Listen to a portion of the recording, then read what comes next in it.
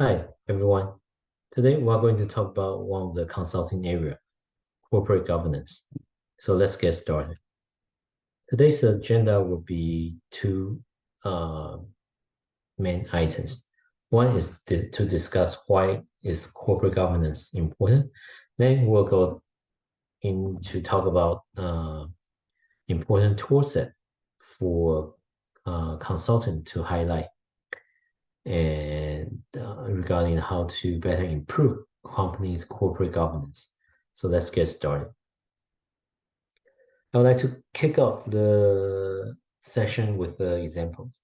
You probably have heard of Enron, right? So what happened was that the Enron was a major energy companies. So their chairman and CEO went on trial for their decisions or their manipulation related to Enron case around January 2006. Basically, what happened was that Enron created a number of accounting trick, create a number of offshore entities, so for them to move things around in their financial statements as a way to boost company share. So financially, stakeholder will believe that they're actually doing not bad, right? They're making money, financial looks solid, so they are more interested to invest in such company. Yet it actually wasn't that profitable. It was losing money in a number of business units. As a result, they couldn't make it sustainable in the long run and was discovered. So this is a classic example of how company management will take advantage of shareholders, right? One of the major reasons is because there's a strong separation of ownership and control, especially in the United States for large corporation, those companies that have been publicly traded, right? What that really means that is that the management teams really does not control the major share of the company. So what will happen is that as a result, they would be more motivated to take advantage of company shareholders. And there's really no effective manners for these company shareholders to make sure these uh, top management team actually behave on their best interest. Because of this separation of ownership and control, they actually result in the so-called principal agent problems, right? The principal agent problem mainly derive due to the information asymmetry problem. That simply means that managers, the top management teams, have a lot more information than the shareholder may have regarding to the daily operations and strategic decision of the firms. As a result, uh, top management team can take many opportunities to take advantage of company shareholders. This often occur when the top management teams will make, or the so-called agents will make decision on behalf of another, the so-called principal or the shareholders.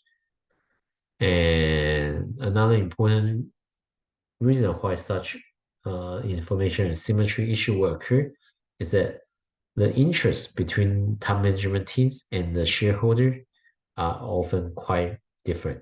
Top management team often care about whether they would be able to make profit for themselves, while shareholders would be more interested in whether the overall enterprise, overall institution or companies will be profitable or not. And those two are very two different things. So because of these different motivations, top management team is very likely behave against the interest of stakeholders. And managers can easily take advantage of investors with their own private information, for example. So as a result, people, in order to manage corporation effectively and ensure that shareholders' interests will be well taken care of, then both practitioners and scholars will argue that there should be a strong corporate governance mechanism. That simply means that there should be mechanism to align the interest between managers and shareholders. And they should help determine strategy direction of the firms. And they also need to, such mechanism will help them to ensure the performance of the firms will be strongly aligned with shareholder interests. Overall, there are four important tools that company nowadays can use. They are ownership concentrations, the board of directors, or they can do so through executive compensations, and finally, corporate social responsibilities, right? And consultants often focus on one if or more of these four areas to help to ensure there's a strong alignment between top management teams and company shareholders. So let's quickly go over these four mechanisms. First one is ownership concentration. So basically, ownership concentration is the idea that the number of large block of shareholders and the percentage of share they owns.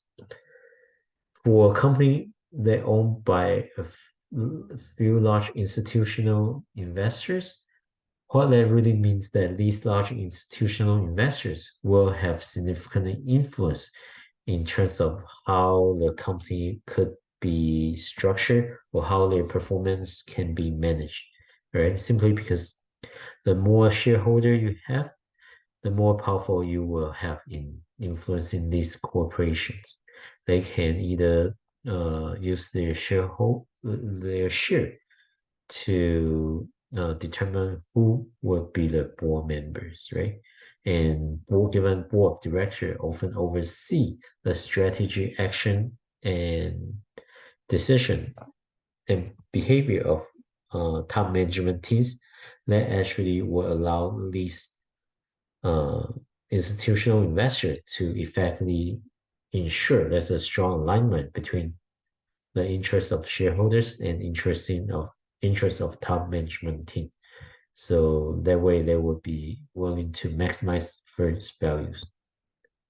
Another way shareholders can influence corporate governance is through its board of directors. Oftentimes, especially one metric people often will use is the number of insiders and number of outsiders. Insiders simply refer those board members who are actually part of the top management teams. Oftentimes, the C-level executive will serve as its own board of directors. That's called insider. And people who may have been strongly aligned with these top management teams may also be considered insiders. Outsider will be individuals who operate independently from these firms and these top management teams. So one important mechanism to ensure there's a strong corporate governance is to ensure there's sufficient number of outsiders serve on the board of the directors. So that way, there will be independent monitoring mechanism that this outsider will effectively manage the first performance and how these top management teams will formulate and implement their strategic initiatives, right? So that's second tools. And third tools that consultant can use to improve corporate governance performance is more directly perhaps is through executive compensations. So basically these will include salaries, bonus, long-term incentives, these components of the top management teams. Right. So these are often highly visible, but sometimes often criticize government governance mechanism, and simply because the compensation structure need to be set so that way there's a strong alignment between top management teams and companies stakeholders or shareholders, and it such compensation can be structured uh, need to be structured very effectively because sometimes if you simply align the compensation of top management team with the stock price performance, they actually often will give top management teams different incentives to manipulate financial statements, such as what Enron and many other organizations have done. So you want to ensure in this type of compensation scheme that you will be able to effectively tie individuals' performance to long-term performance of the firm. That will help you to better combat potential shirking behavior from these top management teams. And finally,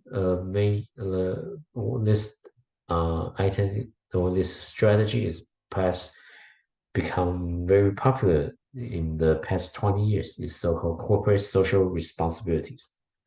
So corporate social responsibility is based on stakeholder theories.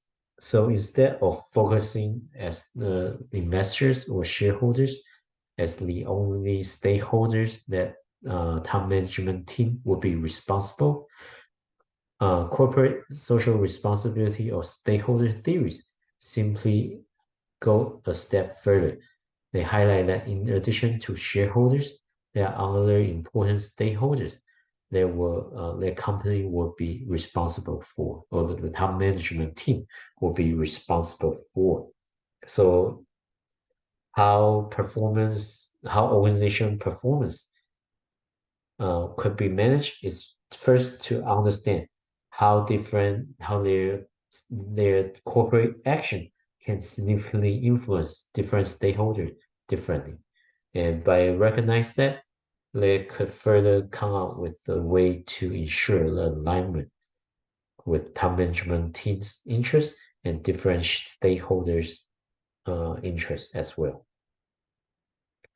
Different stakeholders also include customers, because customer will be an important stakeholders these company will be responsible for, right? And they are also employees, government agencies, local community, etc.